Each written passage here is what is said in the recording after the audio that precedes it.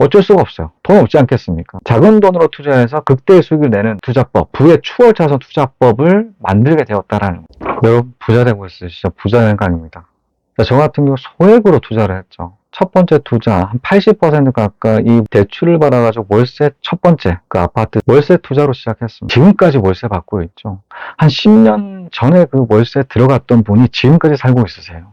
자, 그러다 보니 투자금은 오래전에 다 회수를 했고 투자금 이상에 해당되는 수익들이 계속 이어집니다. 그 당시 투자를 했었던 금액 역시도 마찬가지로 500 정도였었죠. 자, 저 같은 경우는 1000 이하에 해당되는 투자 굉장히 많이 했습니다. 광양 폭락했었을 때 300으로 여러 채 샀었죠. 200으로 샀던 적도 있었을 정도였고 창원 같은 경우도 한 수십 채 가까이 늘리면서 심지어는 100만 원으로 투자를 했던 아파트 역시도 있었습니다. 플러스 P도 산 적이 있죠. 매수를 했는데 1,500만 원 받았었어요. 자, 그 아파트를 샀던 적도 있었습니다. 그 정도로 소액으로 투자를 했었어요. 자, 소액으로 투자를 하니까 큰 장점들 가지게 되더라고요. 어떤 장점이냐면 자, 투자금 대비한 극대의 수익을 계속 연구를 하고 개발을 해서 적용을 시킵니다. 극대의 수익이지 않겠습니까?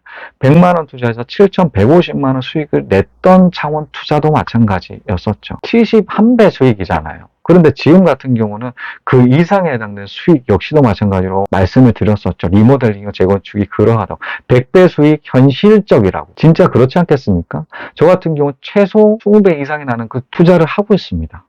그 정도로 투자금 대비 소액으로 투자를 해서 극대의 수익이 내는 그 투자법을 적용을 해서 내 것으로 만드는 그 장점이 있더라고요.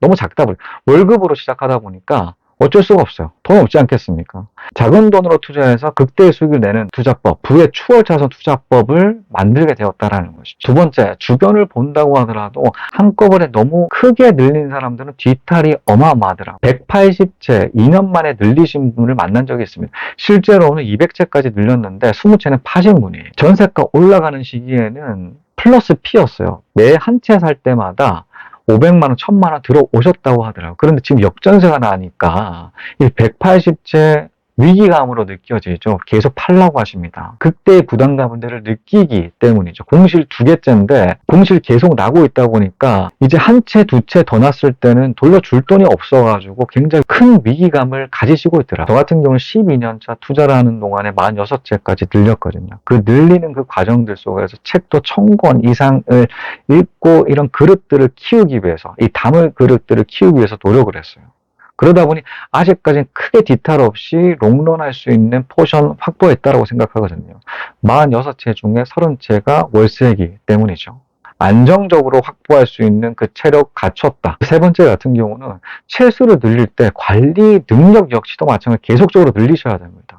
자, 관리 능력 폭넓게 보셔야 돼요. 자, 부동산을 관리하는 능력, 채수를 관리하는 능력도 관리하는 능력이고, 월세일 때 또는 전세자를 관리하는 능력, 세금을 관리하는 능력, 이 지출을 관리하는 능력 등등 수많은 관리 항목들이 채수가 늘어날수록 늘어나요. 이 역량 갖추지 않는다라고 하면 담을 수가 없습니다. 뒤탈 날 수밖에 없어요. 앞으로 소액으로 늘려서 수십 채로 늘리실 분이라고 하면 반드시 관리 능력 역시도 마찬가지로 같이 늘리셔야 됩니다. 필수 요건